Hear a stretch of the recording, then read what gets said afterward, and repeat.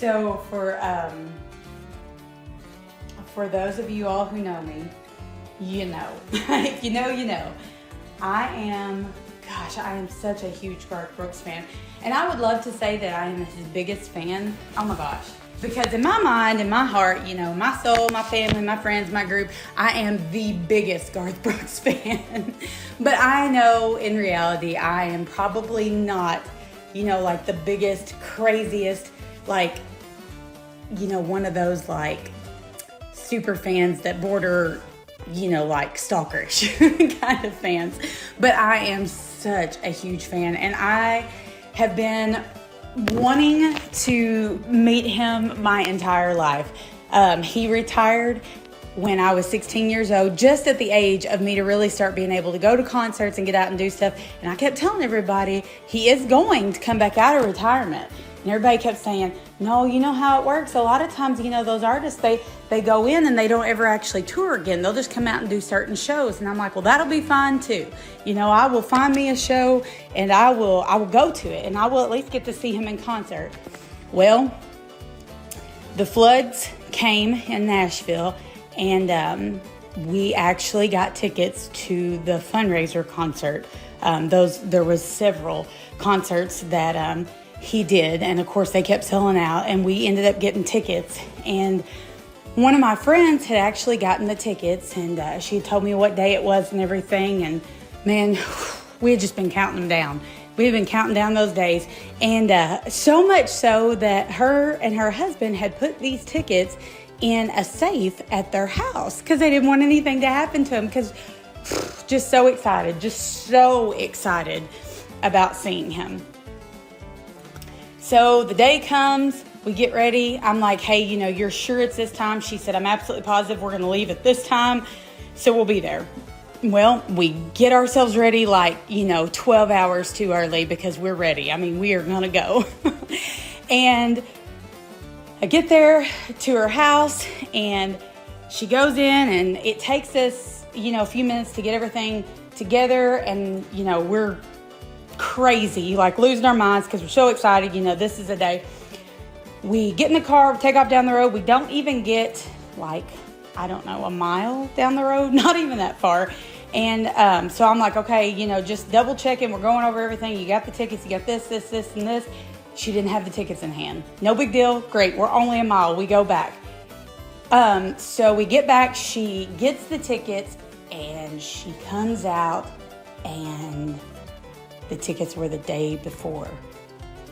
So we tried, and we tried, and we tried, and we could not get tickets for that night. And it just happened to be the last night of his concerts.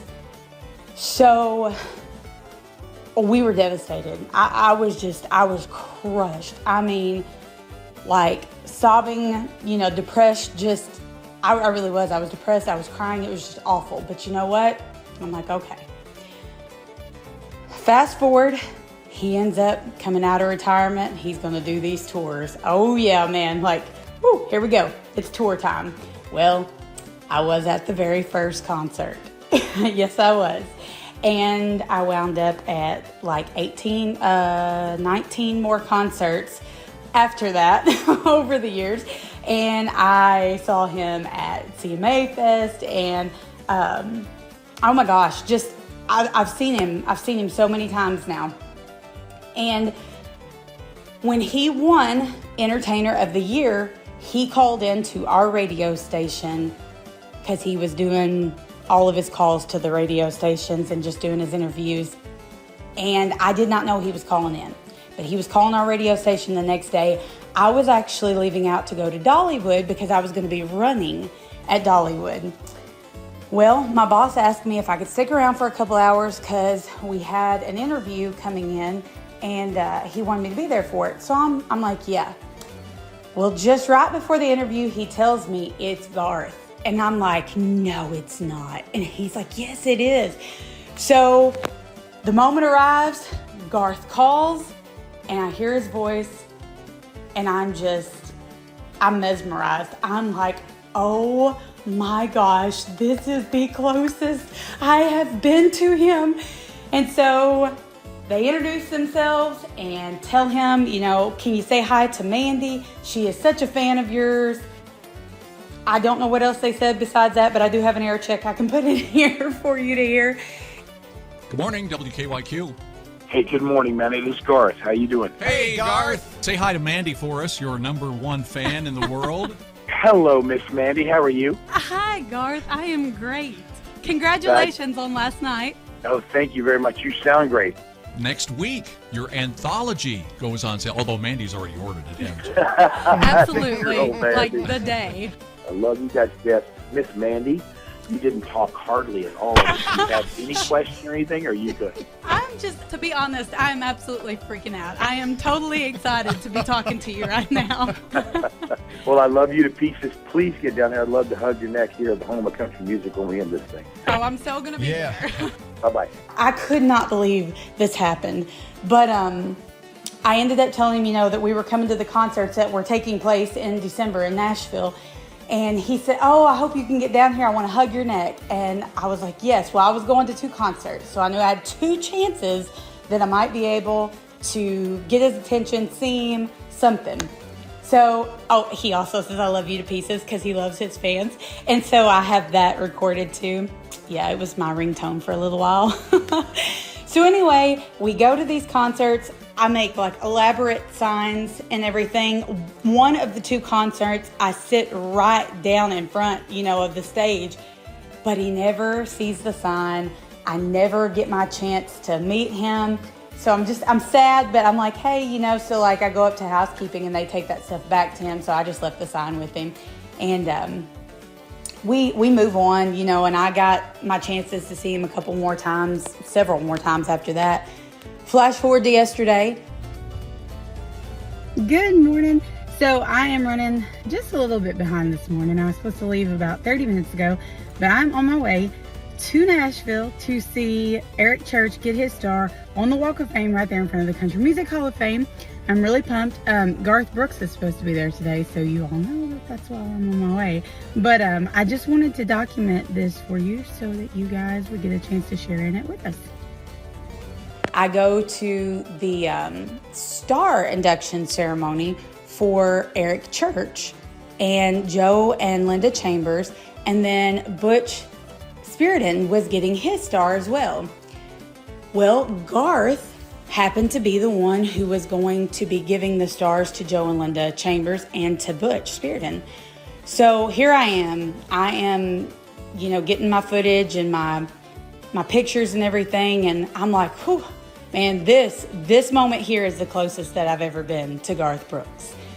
So I'm just excited, and Eric Church, oh my gosh, Eric Church is on the stage. So it's a really cool moment. I meet this wonderful gentleman. His name is Jeff Mosley. Some of you listening might know who he is. He is the creator and co-producer of Nashville Insider. And so we just hit it off. We're chatting like crazy. He's just such a kind gentleman. And so every time it came time to go to where they were getting the stars, I would get over in line and they would take me back and I would get my pictures and my video. And y'all, I seriously, at one point, was shoulder to shoulder with Garth, like just shoulder to shoulder. And I was like, oh, my life is made. I was like, if I could just give him a hug and just say hi, just like, you just don't know. Like, he's great. Like, everything that he does is just, it's so kind. Everything he does for the fans, like, he is so invested in his fans, and his music has made an impact on my life. And when I was young, I had a CD that was, my parents had a CD, and it was Rope in the Wind. And so we listened to that CD constantly. And I loved him from the time I was a little bitty. And then my grandpa passed away. My dad's dad passed away when I was 9. And my uncle took the song, The Dance, and made like a tribute video to my grandfather. And I've not seen that video in a few years, but that video was in our house, and I can remember that video when I was a kid. And that song just, took on like such an importance, in my life, because it was just a tribute to my grandpa. I thought that was great. But as I got older, and things have happened in my life, of course that song becomes more real. It means more to you the older you get. But you know, that's how it is. That's why we're fans of these artists, their music. We love their music. Some of it makes us laugh. Some of it makes us cry. Some of us just like, yeah, man, like, we get that. That's us. And then some of it you just like, you know, even if it isn't something that relates directly to you, you like it. And you know, that's just it. Like, I love Garth Brooks. I love so much of what he stands for, and just, you know, just loving everybody. So, flash forward back to yesterday. I'm sorry I keep derailing. Oh, I'm emotional. It comes to the end of the ceremony, and, you know, we're getting pictures of the whole group, everybody who got their stars and the presenters and everything up on the stage. And this was my first time actually getting to cover one of these events by myself. So I was a little bit unsure, and the staff there was so kind and like leading me around and helping me find stuff. And the lady who was over it, she told me, she's like, honey, you can go up to the stage and get some pictures of all of them. And I was like, oh, okay. Well, of course, I didn't want to like force my way in with everybody else, but I got up there and I got some pictures. And I noticed, you know, as I was getting my footage and everything, of course, I mean, obviously, like, I was very aware of where Garth was just because I was like so close. But then I saw him coming off the side of the stage. And I thought, oh man, I'm going to be right here by his golf cart when he gets in. How cool is that? I can probably get like a real close picture of him getting in the golf cart and going off. But he comes off the stage, y'all. And there's people around there wanting to get pictures with him. And he's getting pictures. And there's quite a few people around there. And some of the people he knows, you know, he's hugging their neck, kind of chatting with them. And the people that he doesn't know, he's getting a picture with them. And, you know, it's moving quick, because you know he doesn't have a lot of time. But every person, I got to witness this firsthand. Every person, he was just focused on them, what they were saying to him.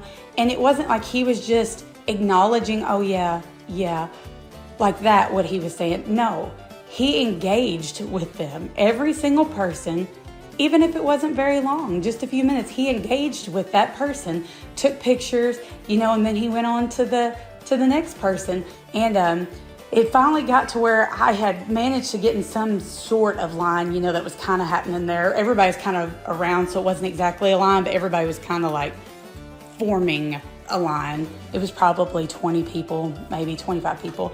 And I got up to where I was going to be the next one up there, and I'm like, y'all, this is about to happen. So in my mind, this is in slow motion though, because I cannot believe that this is a real moment. Like, I'm in the moment, but yet I cannot believe this is a real moment. Like, I am about to actually get to shake his hand and say hi to him, and was hoping, with all the hope inside of me, that at this point I was going to be able to get a picture next to him.